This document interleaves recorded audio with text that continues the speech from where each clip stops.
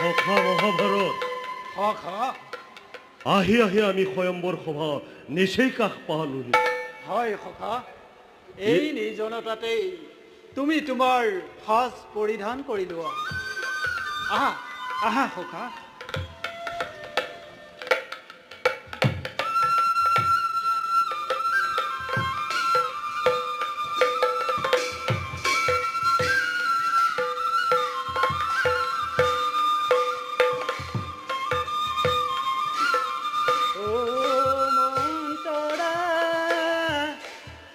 চেদিৰাজৰ লগত ৰুক্মিণীৰ বিয়া, ও মন্তৰা চেদিৰাজৰ লগত ৰুক্মিণীৰ বিয়া।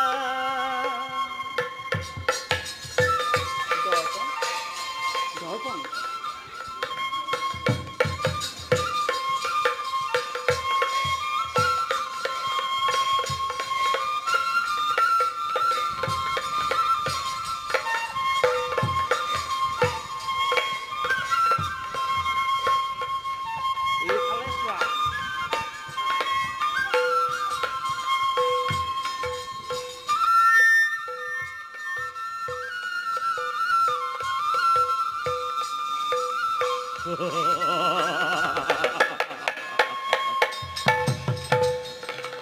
চেদিৰাজ শিশুপালময়, মোৰেই আনিন্দিয়া ৰূপ, মোৰেই বিনন্দিয়া ৰূপ দেখি ভাৰতত এনে কোনো তিৰোতা আছেনে যিয়েই প্ৰেম বিমোহিত নোহোৱাকৈ থাকিব?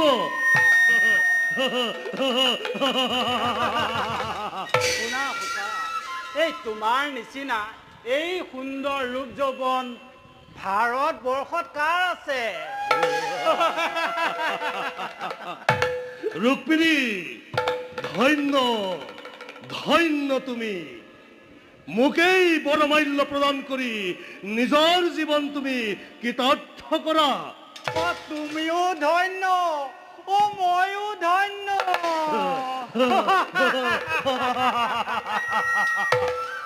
সখা, বন্ধু মোৰ ৰুক্মবীৰে কৰিছে ভীষণ প্ৰতিজ্ঞা, নিজ ভগ্নীক প্ৰদান কৰিব মোৰেই হাতত। নে তুমি কি কোৱা? উত্তম সখা, অতি উত্তম। ৰুক্মিণী, তুমি মোৰ, তুমি মোৰ, তুমি মোৰ।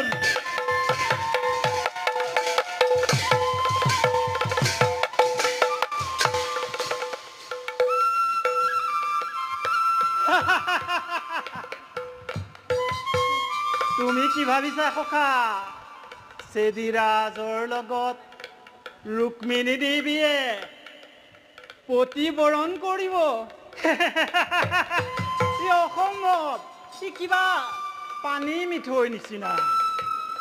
বাৰু সেয়া বাৰু বাদ, পিছে সেই ভাস্কৰ পণ্ডিতে মোক এবাৰ কৈছিল, বোলে সেই কোনোবা ৰাজনন্দিনীৰ লগত মোৰ বোলে পাভ যোৰা আছে।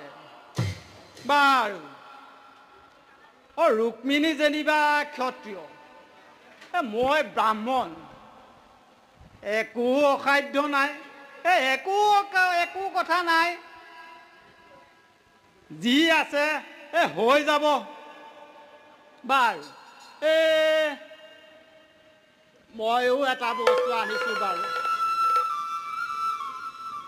এইটো এইবাৰ মই কালমুখী কবচ পিন্ধি লওঁ বাপেকে।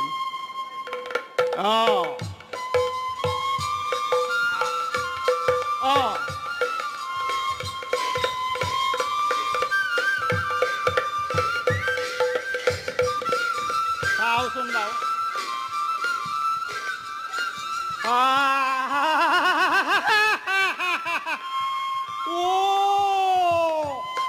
এয়া কোন? এয়া দেৱৰাজ ইন্দ্ৰ। নে সখা মহাভাৰত বাৰু এইবাৰ চেদিৰাজ এইবাৰ এই মহাভাৰতক প্ৰতিবৰণ কৰিবই যাওঁ আমি এতিয়া ৰুক্মিণীৰ সম্বৰটো ৰুক্মিণী তুমি